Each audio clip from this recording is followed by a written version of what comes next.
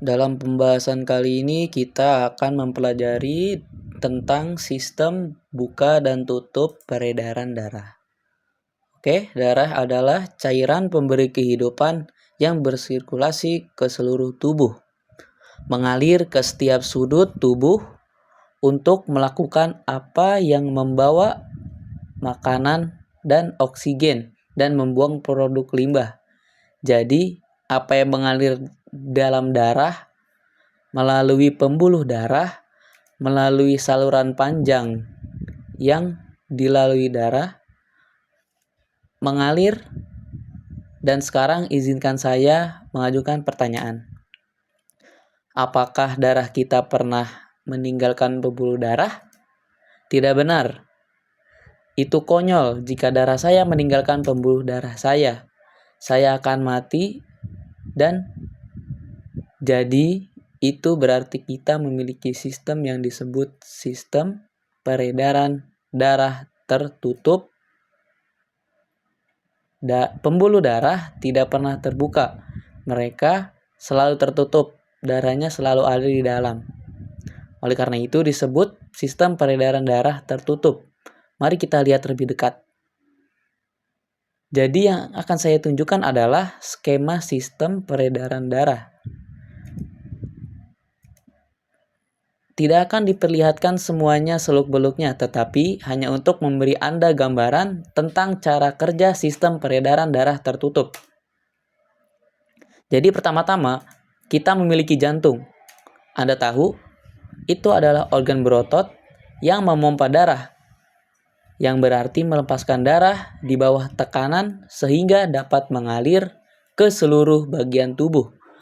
Sehingga kita memiliki jantung yang memompa darah ke beberapa pembuluh darah. Sehingga jantung memompa darah ke dalam pembuluh darah dan darah melalui pembuluh darah tersebut. Kemudian pembuluh darah tersebut terbagi lagi menjadi bentuk yang sangat kecil, yang halus, disebut kapiler. Jadi kapiler ini adalah kapiler darah. Jadi kapiler inilah yang sangat kecil dan halus sehingga dapat menjangkau seluruh bagian tubuh, yaitu jaringan. Di sini kita mempunyai jaringan. Apa saja itu? Sehingga kapiler menyuplai darah ke semua jaringan tubuh. Sekarang kita tahu bahwa darah tidak keluar dari pembuluh darah, bahkan kapiler. Jadi apa yang kita maksud dengan mensuplai darah sehingga kapiler berada sangat dekat dengan jaringan dan menukarkan beberapa bahan dengan jaringan.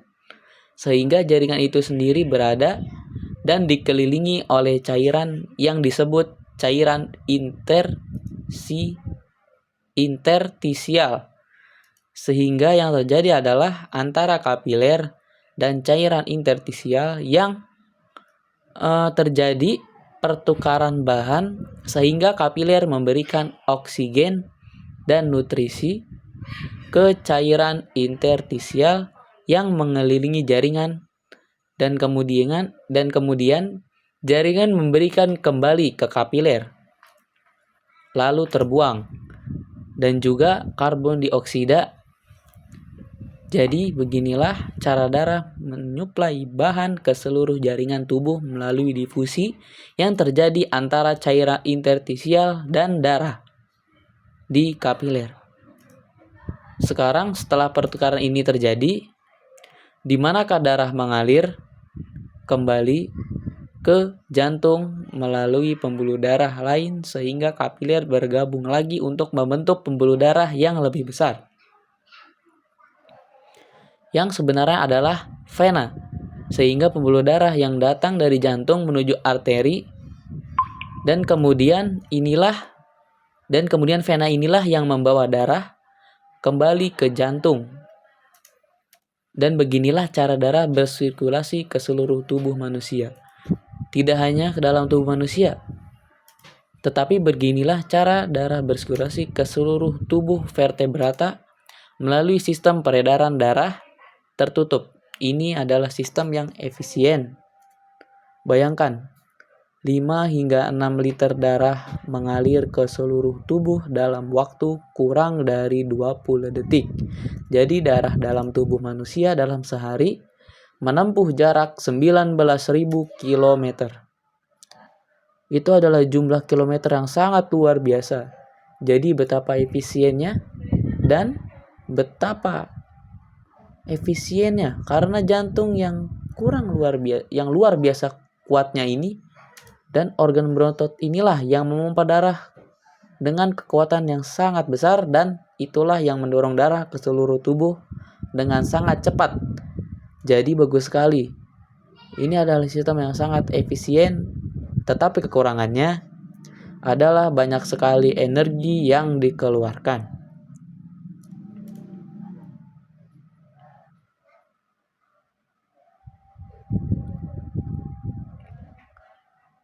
Dan itu sangat penting bagi kita.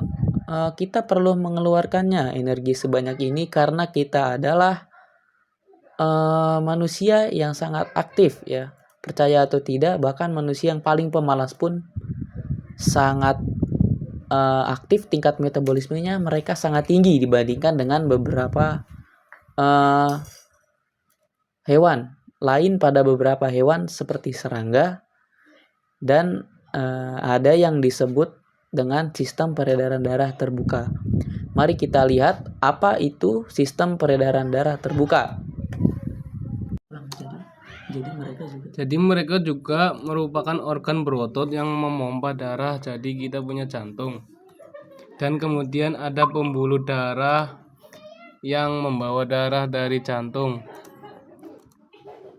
menuju berbagai organ dan jaringan. Dan lalu apa yang terjadi adalah darah meninggalkan pembuluh darah ini.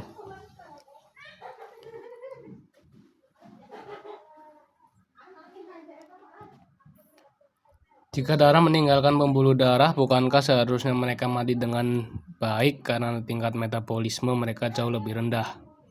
Dari kita misalnya, kalian tahu bagaimana kita adalah hewan berdarah panas dan serangga adalah hewan berdarah dingin. Hewan berdarah sehingga mereka tidak perlu menjaga suhu tubuhnya terlalu tinggi sepanjang waktu seperti yang kita lakukan, sehingga mereka tidak terlalu membutuhkan nutrisi sebanyak kita dan tidak membutuhkan oksigen sebanyak kita, karena itu adalah reaksi metabolisme tubuh yang menjaga suhu tetap tinggi sehingga mereka tidak perlu melakukan reaksi metabolisme dengan kecepatan tinggi seperti yang kita lakukan, dan oleh karena itu mereka tidak memerlukan sistem peredaran darah yang sangat efisien. Hal ini adalah hewan yang memiliki sistem peredaran darah terbuka seperti serangga dan lainnya. Beberapa arthropoda bertanya bahwa mereka adalah hewan kecil dan darah dapat dengan mudah berdifusi dari satu bagian ke bagian tubuh yang lain. Tetapi bayangkan darah yang berdifusi dalam tubuh kita dari satu bagian ke bagian lain adalah hal yang sangat sulit karena tubuh kita jauh lebih besar daripada tubuh mereka. Jadi itu alasan lain sistem peredaran darah terbuka bekerja sangat baik dengan mereka. Jadi mari kita lihat lagi alasan mengapa mereka memiliki sistem peredaran darah terbuka. Tingkat metabolismenya rendah dan hewannya jauh lebih kecil. Mari kita lihat apa yang terjadi pada darah setelah meninggalkan pembuluh darah dengan baik. Ia menuju ke jaringan dan langsung kita lihat pada sistem peredaran darah tertutup. Darah tidak menyentuh jaringan secara langsung. Cairan interstisialah yang menyentuh jaringan. Di sini sama saja cairan interstisial yang menyentuh jaringan, tetapi dalam hal ini darah dan cairan interstisial adalah satu hal yang sama. Jadi darah itu sama dengan cairan interstisial. yang sama yang disebut juga dengan hemolimfa. Sekarang apa yang terjadi pada darah setelah membasahi jaringan dengan baik? Maka kembali ke jantung, sehingga kembali ke jantung melalui pori-pori kecil yang ada di jantung yang disebut osteoa. Dan begitulah darah masuk kembali ke jantung melalui ostia ini. Tentunya bisa dibayangkan betul darah tersebar ke seluruh tubuh hewan tersebut dan menemukan jalannya kembali ke jantung. Hal ini jelas tidak efisien dan sangat lambat karena tidak ada jalur yang terarah seperti yang kita miliki di pembuluh darah kita. Mereka tidak memilikinya sehingga memerlukan waktu lebih lama, tetapi memang demikian. Lebih sedikit mengkonsumsi energi, tapi juga kurang efisien. Itu cukup untuk hewan kecil dan sederhana. Ini jadi kita telah melihat bahwa ada dua jenis sistem peredaran darah tertutup dan terbuka. Dalam sistem peredaran darah tertutup, darah tidak meninggalkan pembuluh darah dan ini sangat efisien. Sedangkan dalam sistem peredaran darah terbuka, darah meninggalkan pembuluh darah tetapi mengkonsumsi lebih sedikit energi.